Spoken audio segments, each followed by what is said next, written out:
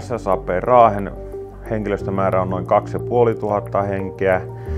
Ja sitten tässä meidän palokunnassa on tuommoinen 38 henkeä töissä. Puhutaan suojelupalvelusta myös, mutta kuuluu palokunta ja vartiointi tähän.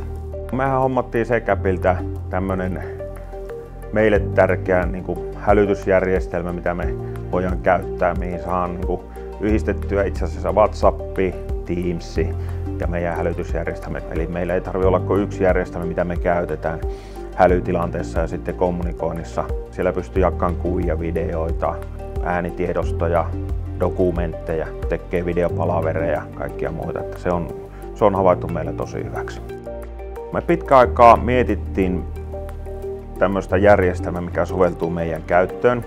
Ja yhtenä isompana kriteerinähän meillä oli se, että se on kotimainen, eli tieto pysyy Suomen rajojen sisäpuolella, mikä on hyvin tärkeä meille, varsinkin tässä nykyisessä maailmantilanteessa. Ja sitten se monipuolisuus tässä järjestelmässä. Secap on otettu meillä vastaan hyvin. Kyllä se on helpottanut meidän viestintää huomattavasti, eli ollaan saatu positiivisia tuloksia ja sen takia ollaan laajentamassakin tätä järjestelmää meidän käyttöön.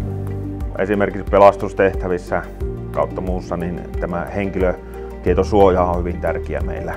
Sitten koska me olemme tämmöinen iso yritys, niin mieluiten emme jaa mitään meidän tietoja kenellekään muille muuta kuin meidän omalle henkilöstölle.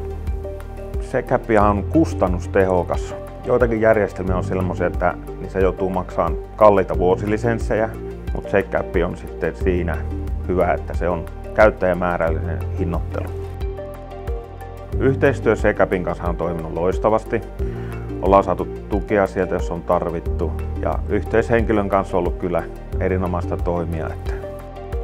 Secapia voin suositella kyllä kaikille, jotka ovat miettineet tämmöistä ratkaisua.